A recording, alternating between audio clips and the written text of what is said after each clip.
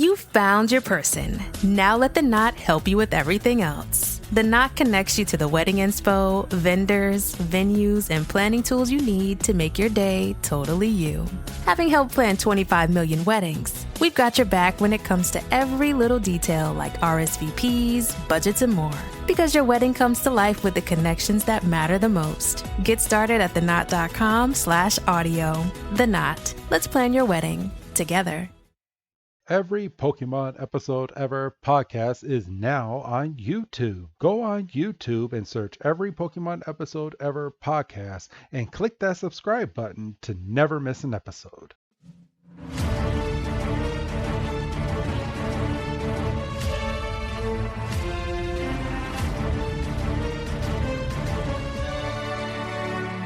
Welcome back, everybody, to another fantastic episode of the Every Pokemon Episode Ever podcast. I am Wrestling Chris G, and on the other line with me is my co-host. He's the one with the little feelers. It's Dougie Fresh. Dougie, man, how you doing? You don't worry about my little feelers. Apparently, feelers can make people talk. You just worry about handling your willy over there. Hey. I thought we wasn't talking about that episode from last week. I ain't nobody talking about the episode. I'm just talking about the hex I put on your willy twice. Apparently, you're going to have my wife all over you like, why is it falling off? Well, if your wife's all over me, we have to have another discussion. Oh, jeez. Okay, so today we are going over episode 19, but you already know that because you clicked the download button. But episode 19 is Tentacool and Tentacruel, or translated from Japanese, Menokurage and Dokukurage. And yes, I had to look that up and have Google translate it for me before I did this episode because I was like, how the hell do you say this?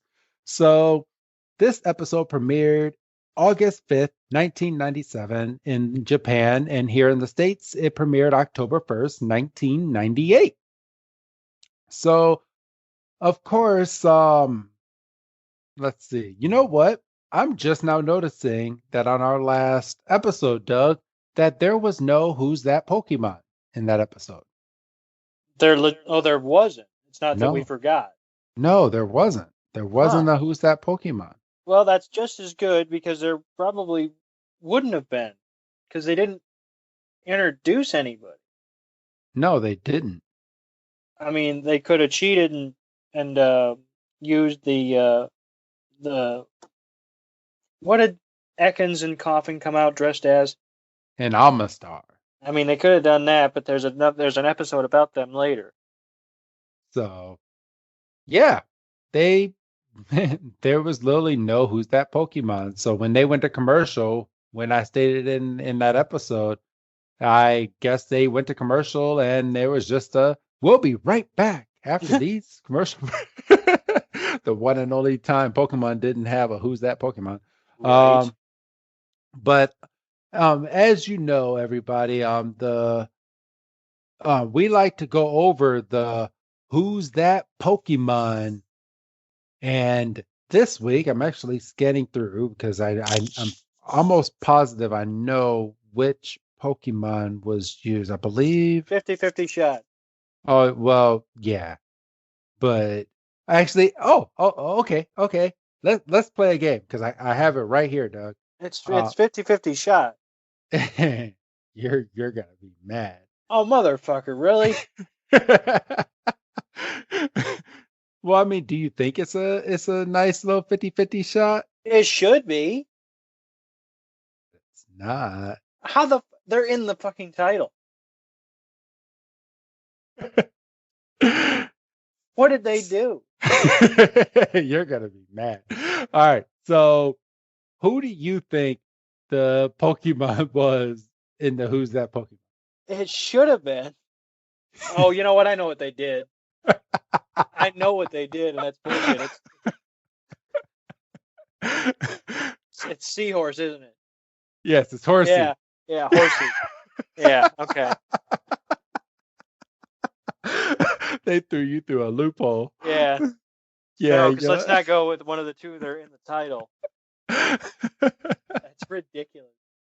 I Oh was man. legitimately mad. I was like, "Oh, right. There's a subplot." So, Wow. yeah, Horsey is the who's that Pokemon of this episode. So, thumbs up, everybody. Good shot. Good shit. So, all right. So, as you all know, we like to go back in history on the U.S. date that this aired, and this one aired October 1st. So, Doug, again, you beat me by 3 years on this one, but what is your historical date for this one? On this date, October 1st, 1968, the original Night of the Living Dead by George A. Romero premieres in theaters. Ooh, nice. You know what? Hey, Doug, I think this is going to be the first time we actually go for a threefer because I'm gonna one up. I'm well, not really one up you, but I'm gonna go with your movie theme and then kind of reel it back a little bit. But also on this date in 1974, the Texas Chainsaw Massacre premiered in Austin, Texas, here in the U.S. So yeah, I mean that was, and I didn't see that one until you brought it up, and I had already kind of locked in on this one. Otherwise, I might have switched. I mean, um, Night of the Living Dead, one of the original zombie movies, if not the original. Um, Black and white. Only had one one thousand $114,000 budget. Um, That's still deeper than my pockets. but then it turned around and grossed 12 million. Um, it's violent as all get. I mean, well, you watch that now and you probably fall asleep. Yeah, Um, but at the time it was very, very violent. yeah, I mean, you had, limbs being ripped off and people are being bit and they're not cutting the camera away. Um, I'm trying. I got the original poster. I'm trying to see if it's like, oh, stay away, it's spooky. And of course, I can't. I can't really read that. The subtitle, Night of the Living Dead. It says they keep coming back with a bloodthirsty taste for human flesh. Ooh. Um, and obviously, we're into October. Um, you're probably going to see.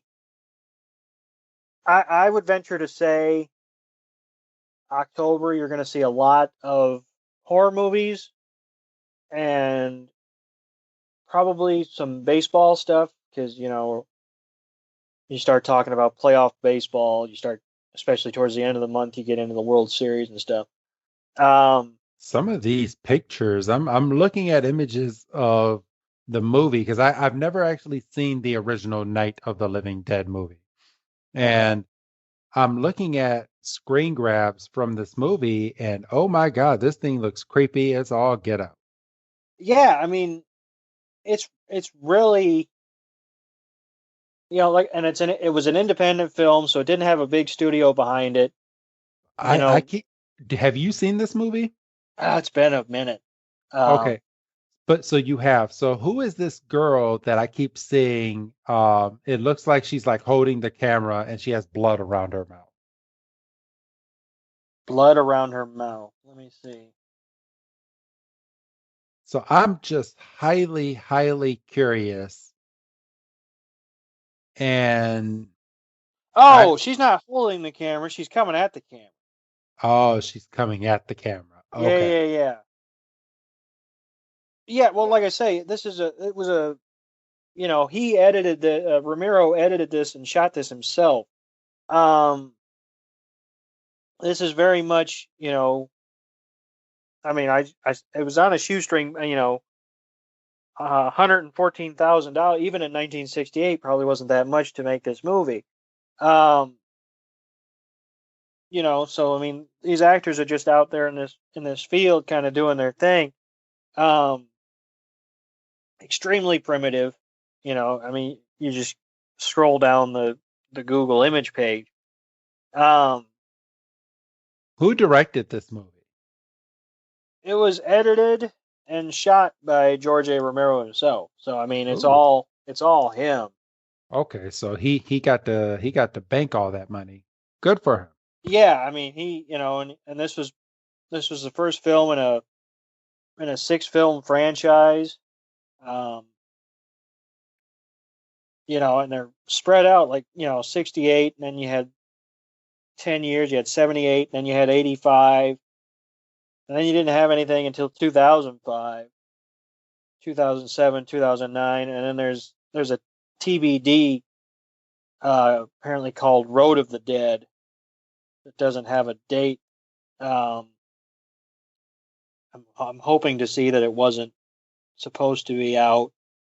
Already, and just due to COVID that it got pushed back. No, apparently it's one of Romero's un, four unproduced screams. So I mean, we could be talking potentially four other movies in this series if this Road of the Dead goes off.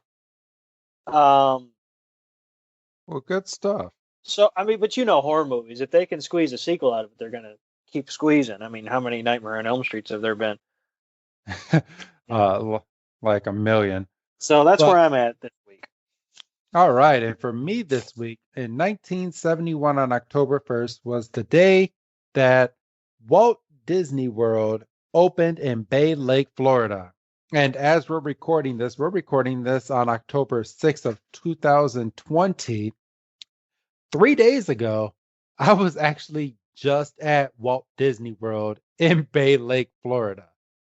Took the family out for the weekend, and we went out to good old Florida and had a grand old time.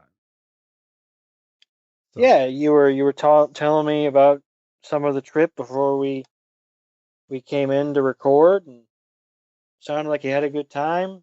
Apparently, you've uploaded a bunch. I haven't seen the pictures. I'll have to scrounge them up on Facebook.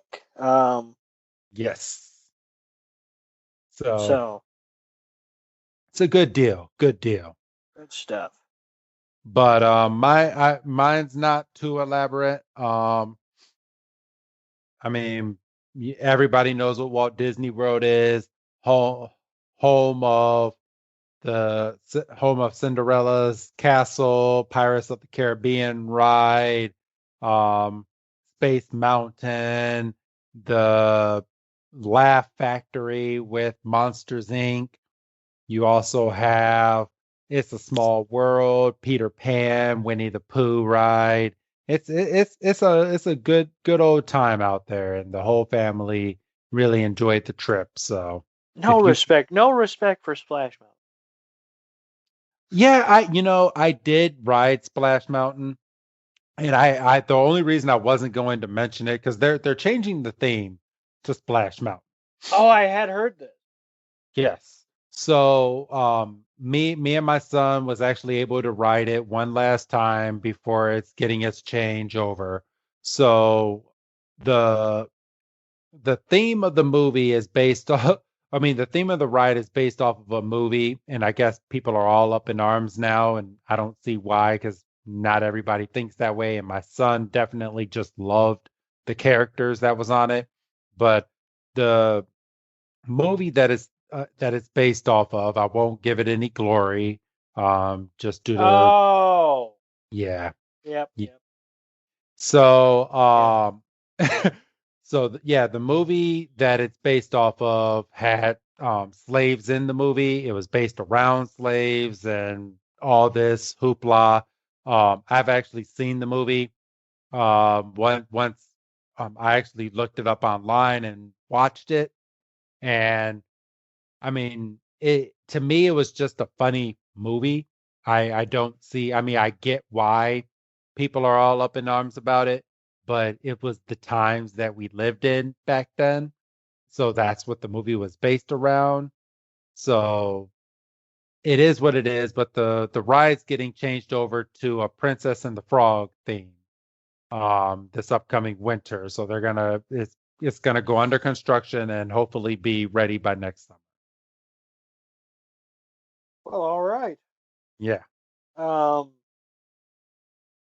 yeah, no, I mean, I I I had heard that, and as soon as you, because I was like, I know it's getting changed, but why is it? And then you started, I was like, oh right. Yes. Yeah, no, and obviously we don't have to get into it. You know, that's not the podcast for it. Yeah, it's not the podcast for it, but I'll just go out there and I know it is what it is. But my son got on the ride with me and loved the music on the ride, loved it, loved every last bit of it. Um, yeah, I mean it was fun. So So I mean, it's sad that it's going away, but it is what it is. well, no, I mean it's good that Princess and the Frog will get some representation. Yeah. Um, but yeah, so that's, I didn't even think of that when I said that, but yeah, I do remember that hoopla going around. Well, it's fucking PC culture now, which Yeah. you gotta respect. I mean, it's No, nice. and I do respect it, and I'm not mad over anything. I mean, the ride's been there for God knows how long, and it's just it it's sad to see it go. I mean, that's one of the older rides that they have there, based around like an older movie like that. And it's just me growing up. I grew up in the era of Universal Studios when they had Nickelodeon Studios there before they tore that whole thing down.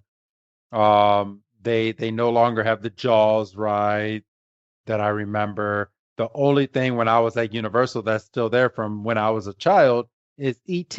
Everything else is all brand new and updated. So Well, but that's gonna happen. Universal Studios keeps putting out movies and acquiring stuff. I mean, they're gonna want representation in the parks. I mean, there's gonna be a shit ton of turnover. yeah, I'm waiting for the day that ET is finally gonna have its last hurrah, and it's gonna be sad. I mean, for goodness sakes, you know, Disney, by all accounts, should go through massive turnover. Oh, well, Because I mean, you're talking they've acquired Fox and Marvel. yeah, They they're getting. I'm pretty sure Disney is getting a superhero park, like a Marvel park, but I think that's in the works and we just haven't gotten it yet. you probably haven't.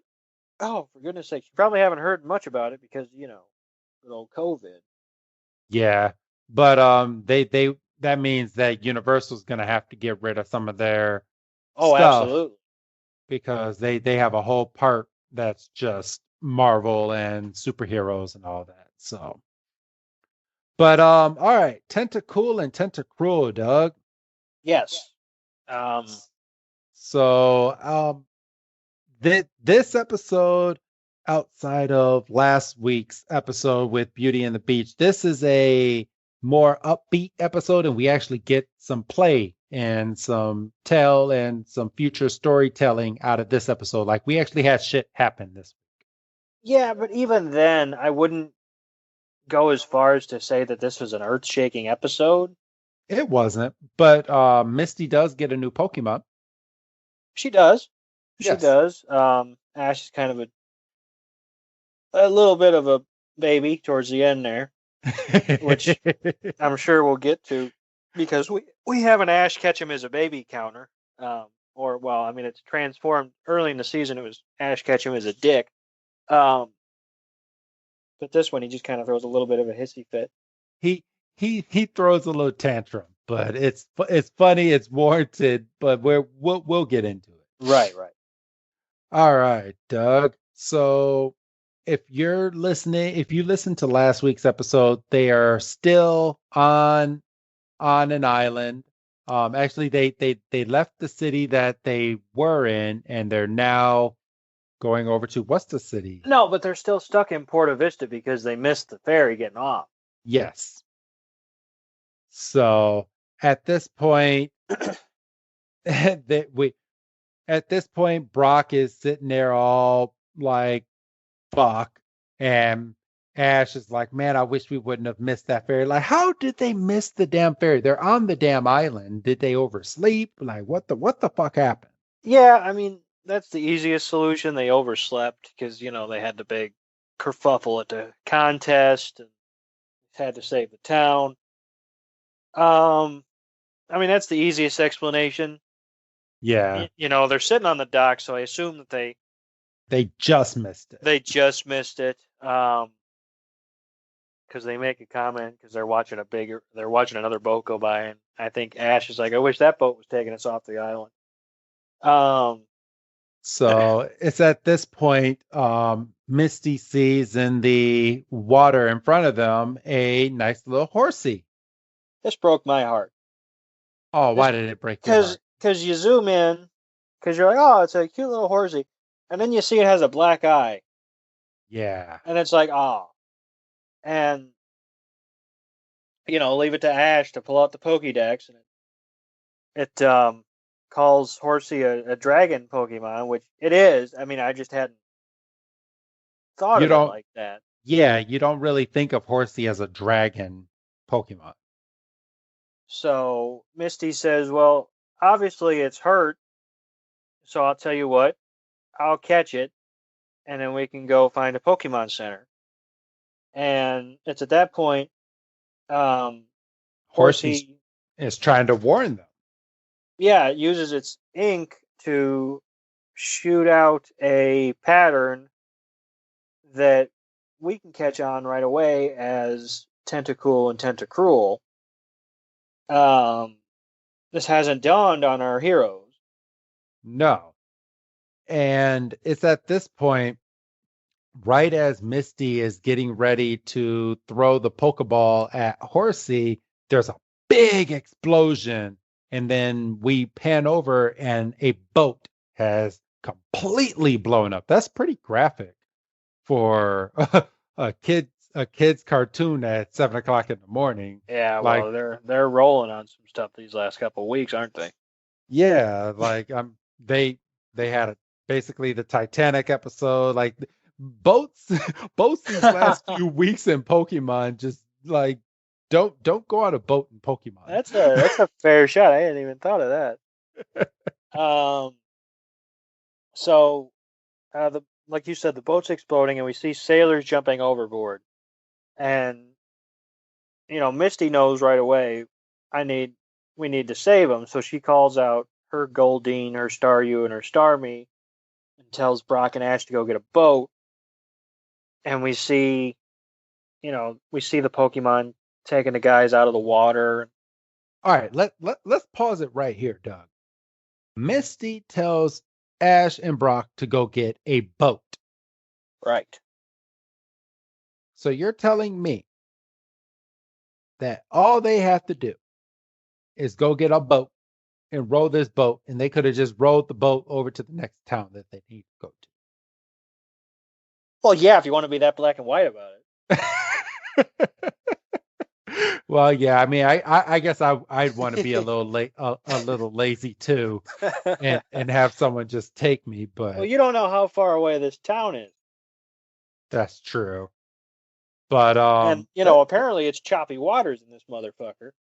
Apparently, but let's also talk about how strong this damn Goldeen is, fucking picking up sailors and just hauling them back to land. Yeah, we've been sleeping on this Goldeen. I just thought it was a goldfish. It's out here, incredible hulking. So they're able to rescue the lot of them. The one sailor keeps saying he needs to tell the boss. He needs to tell the boss.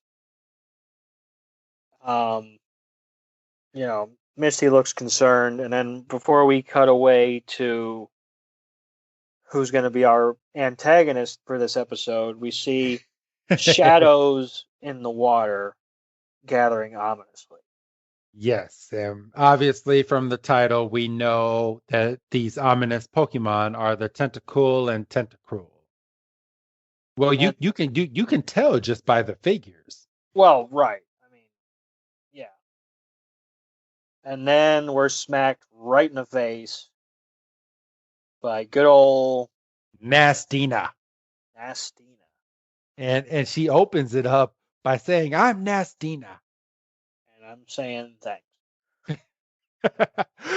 Now, who are these? I have a pause frame here. Does she have like little Manservants. yeah, Yeah, like full blown like basically naked manservants? yeah. Cause she's so ugly that she needs these men to be around her. I can't even. And these male servants look happy to be there too. No, they don't I know that was sarcasm. So yeah, she's basically a wonderful woman. She wants to build a theme park, and the long and short of it is she can't because the Tentacool are Destroying her town. basically gumming up the works. I mean, to really oversimplify things.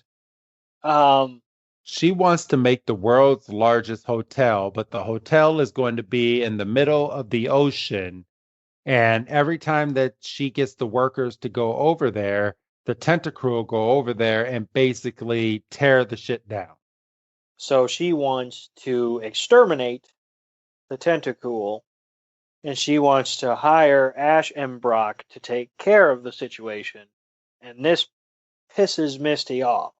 Yeah, but let's not blow over how much she was actually going to pay them. She was going to pay all of them $1 million. Well, it wasn't And each. no, not each, but still, $1 million split three ways. I'll still take it. Well, yeah, but then you got to pay taxes.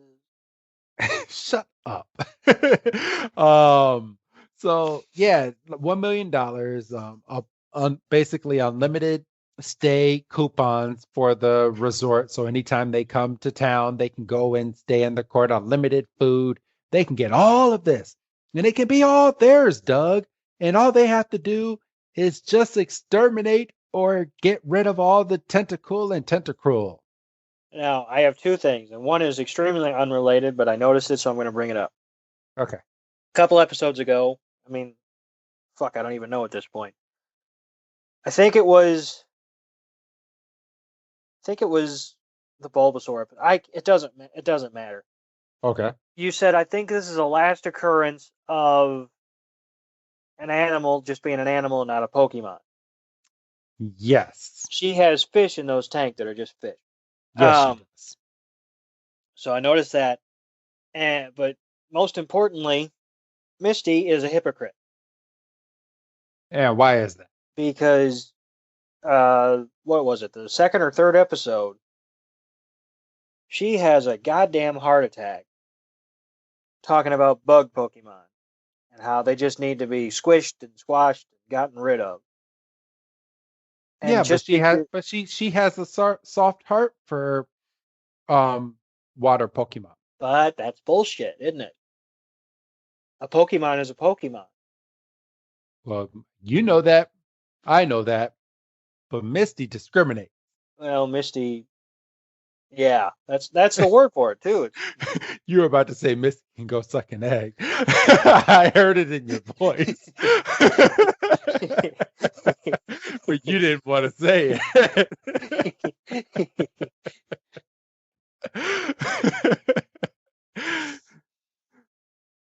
That's the long and short of it. But yeah, she was going to hire them and give them all this money, and Ash was all for it, and Misty was like, "No, we're not going to do this because there's a reason that they're doing this, and we need to find out." So they're they're gone, and then Misty goes on this big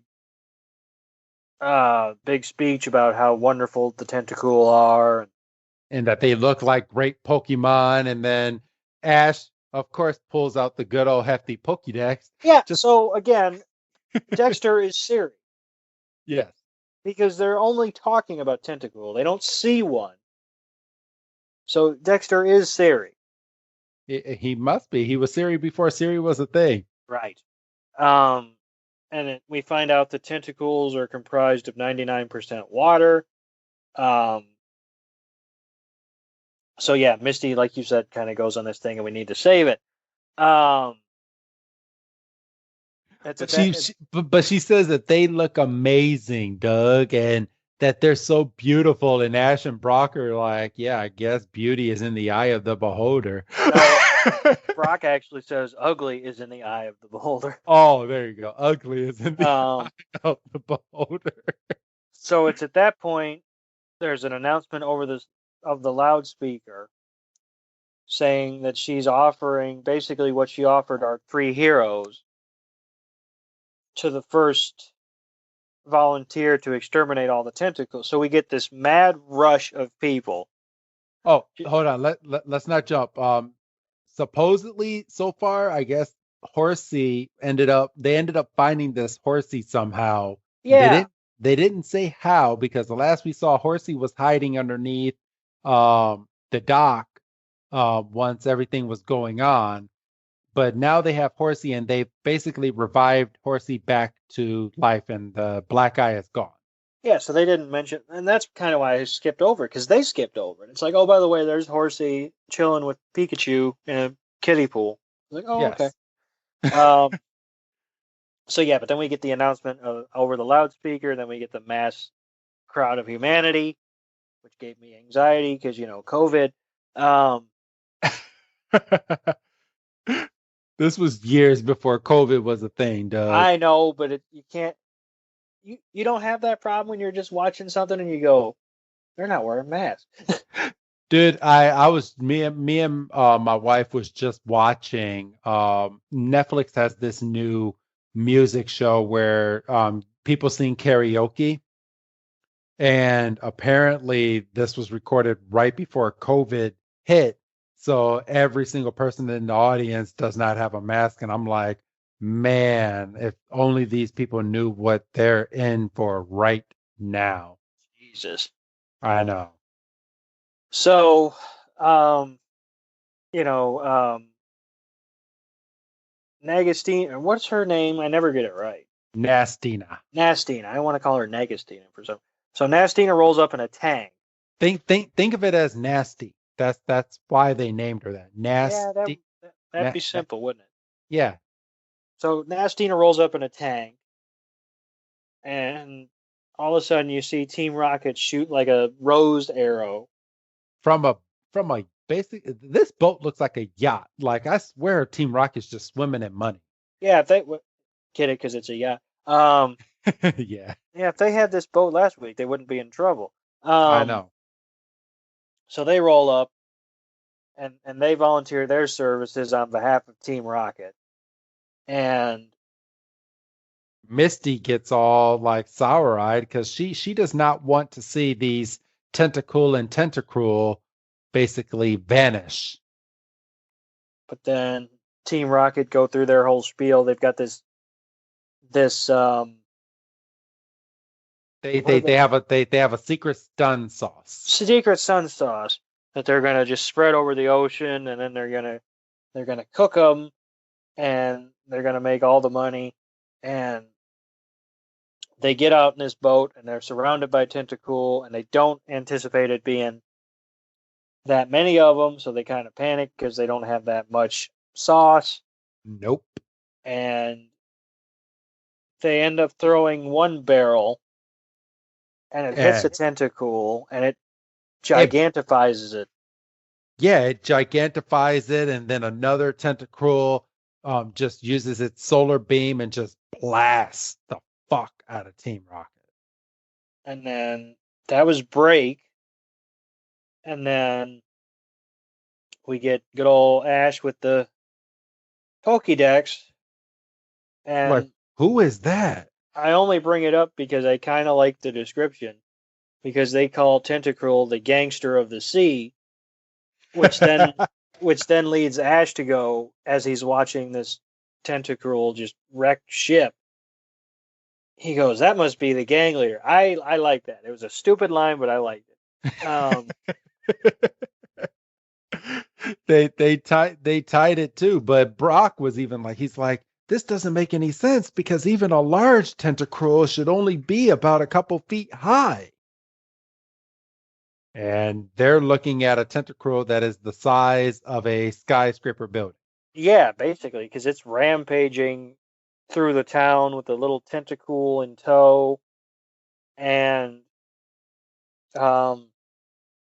Team Rocket are lucky enough, because there's a big old tidal wave, and Team Rocket are lucky enough to grab on to what they think is just an antenna, but then when the water goes down, they find out that they're on top of a damn skyscraper. Yep. And Nastina's in her tank, and she demands that everybody go after these Tentacool. And then all of a sudden, she gets creeped out because all these Tentacruel start making their way onto the land, and then they make their way on top of her tank and just creeps the mess out of her. So we're watching, we're watching from shore, and Ash is a dick because he volunteers Pikachu to fight this thing just as Tentacruel. The wave is coming. Well, it takes one of its tentacles and just bang, just through a building, and at that point, Ash goes, "Yeah, maybe I shouldn't send you out there." And Tentacruel is rampaging, and the Tentacool are just mucking things up on ground level. But look, we have to paint these people a visual of what this town looks like. Like the whole town is now flooded. Tentacruel is making its way through the town, and all the buildings are smashed, like all of it. Like Tentacruel is basically saying, "You're gonna fuck up our sea, well, we're gonna fuck up your land and see how you like it."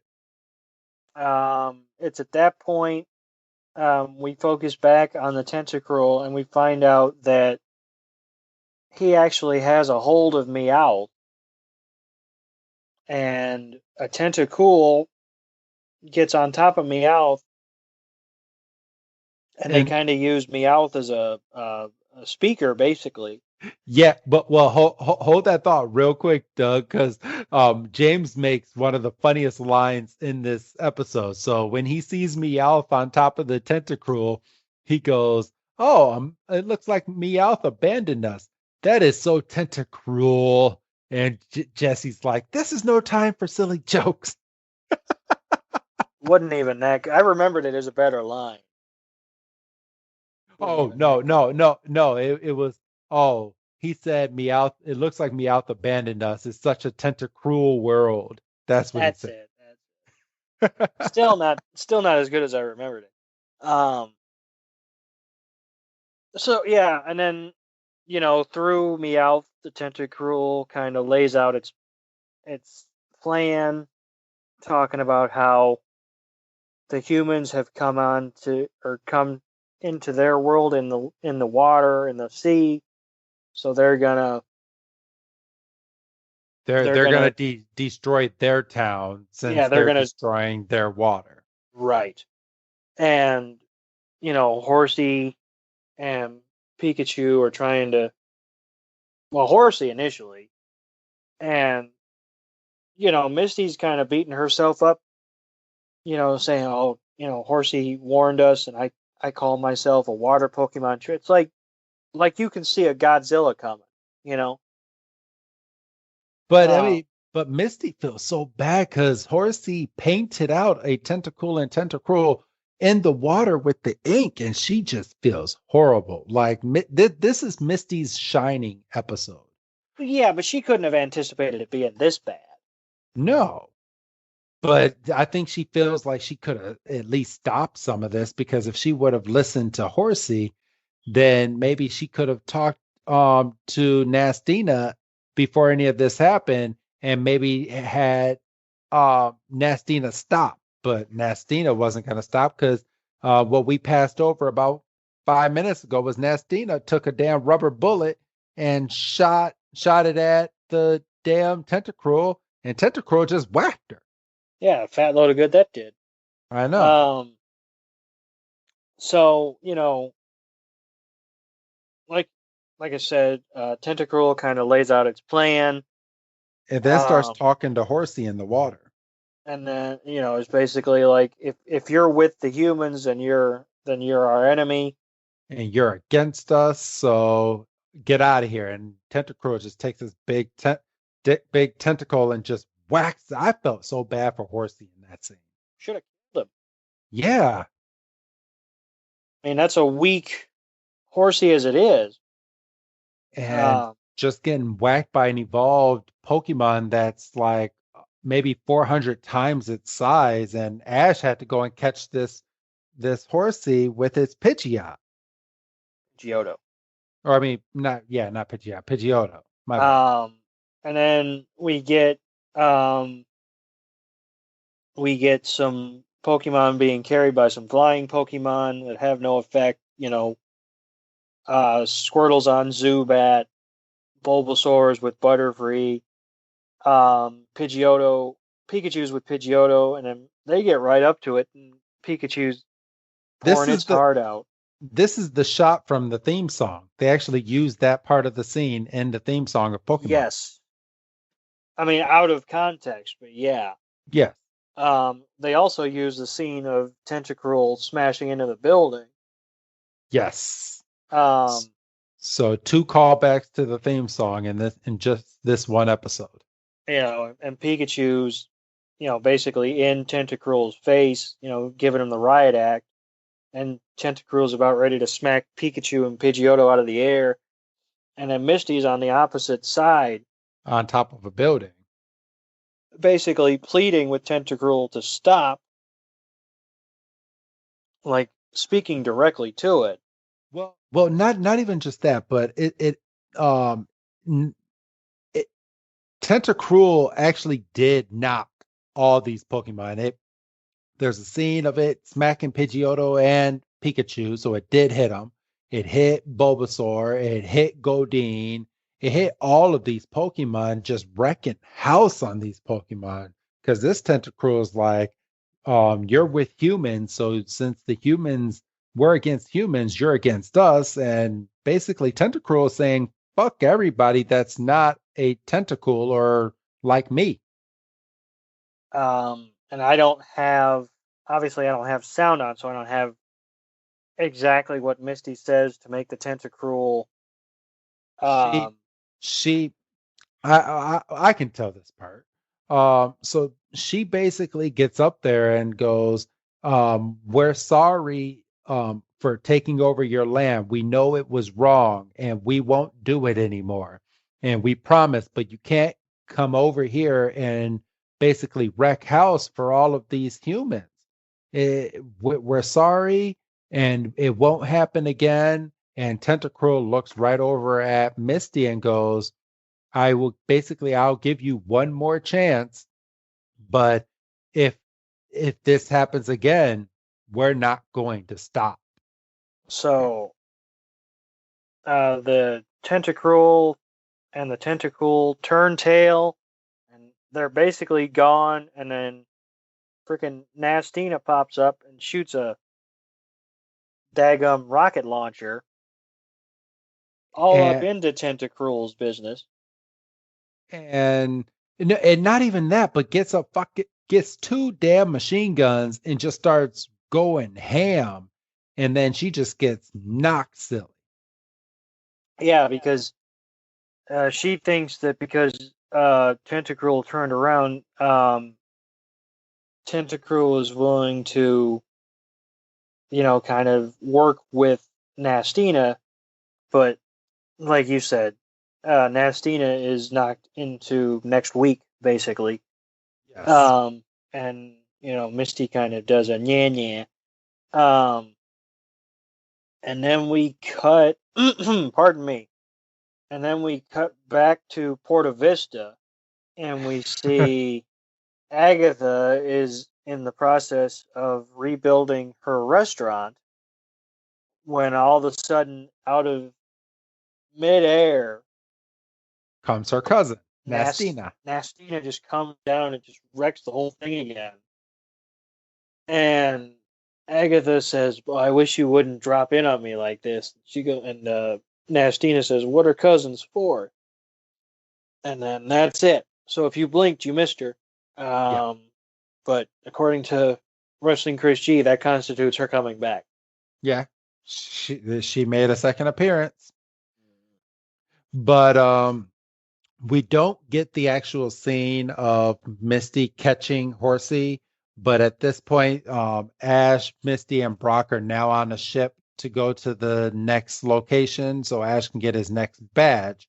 And Misty takes her Pokeball and throws it into the water, and there's Horsey. She has a new Pokemon, and she does Ash's I guess you can call it the official I got a new Pokemon pose, and Ash just throws a baby fit.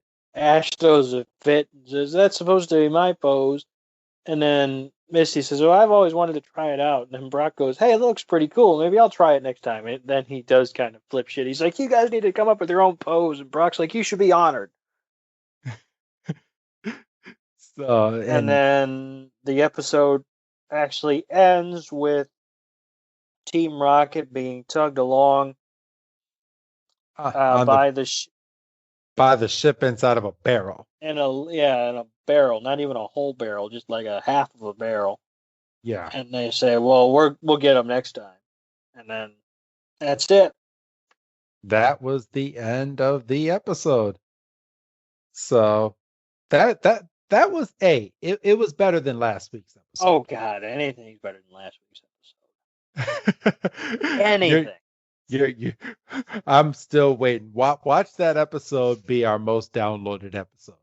It's one of two things, and I'm quitting either way. Either it doesn't get shit, and I'm gonna be mad that we had to do it twice, or it's our best episode, and I'm quitting because y'all suck.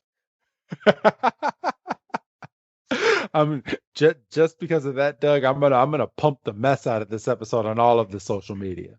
Oh, I hope because it's got to justify it. Because otherwise, I'm going to be vindicated. I'm going to say, "Oh, we had to do it twice, huh? For all 15 downloads, we had to do it twice." And you normally don't ask me for numbers, but watch like 3 days after that episode drops, you're gonna text message me. So how did that episode do? You're gonna say the site was down. Yep. I'm gonna say the site's never been down. Well, it's down now. I usually get flooded with numbers. So when's that supposed to go out? This episode 18. I actually have the date right here. Let me. Best believe I'm gonna be honest. Oh, I know you are. So let's see. So that airs November 14th. So that's 16, 17. So November 28th. Oh, you might get lucky. I might not be on you as much. That is Thanksgiving. Yup. Roughly Thanksgiving. Whatever Thanksgiving is going to be this year. Cyber Saturday. People, hey, yeah, it's Cyber Saturday, so we better get a lot of downloads. Just saying. Well, yeah, because you ain't going to be standing in line this year. Nope, I got my Xbox Series X. You got your PS5. I think we're going to be pretty busy. Yeah, I mean, I was lucky enough to get a bundle, so mine won't actually ship until the end of November. But you actually can't play yours until like Christmas Day, and even that might be a stretch because you might be going somewhere. Yeah, well, my goal right now is to get it early, while my son is asleep, bring it downstairs and download a few games that I know he's going to want to play on day one, so he doesn't have to wait. And then when he opens the box and he wants to play with his cousins at my in-laws, they'll be able to play it fresh out the box. And you say, ain't nobody taking no drinks around that console. Nope. So But yeah, that was the episode, Doug. Yeah. All joking aside, this was a fine episode. It's not going to crack a lot of top 10 lists. It's not, but you know what? I am officially excited for next week's episode. Yeah. So next week, pardon me, English. Next week's episode, we begin the psychic. Yes, the psychic 3-parter. No, No, not yet. Not yet. That as of this episode, the psychic 3-parter will be in 3 weeks. 3 weeks. Damn. Okay. So next week is the Ghost of Maiden's Peak. So. Oh right. Okay. I'm looking at the freaking synopsis now. Gotcha. You mentioned this a couple weeks ago. Yes. So we have that, and then we also have the very sad Bye Bye Butterfree episode, which is going to poke at all sorts of feelings in that. Yeah, and I've got a question about that. Which I'll bring up in 2 weeks' time. That I've kind of been sitting on since I saw, because I kind of did a scroll down. I haven't, I haven't watched them. I mean, I'll watch them, for our next recording session. But I do have a legitimate question that I'm hoping you have an answer to. Okay. Well, do you want to ask me on air, or do you want to ask me off air? I want to ask you off air. Okay, no problem. So, do you have anything else to say before we sign off for the night, Doug? No, I'm gonna peel back the curtain. I'm glad, and it's not by much, but I'm glad we're gonna be done before midnight. Yes, me too. So, all right. Well, then say your old goodbye, Doug. Goodbye, Doug. And this is Wrestling Chris G, thanking all of you for listening to this fine episode. And we will see you next week for the Ghost of Maiden's Peak. Have a good night, everybody.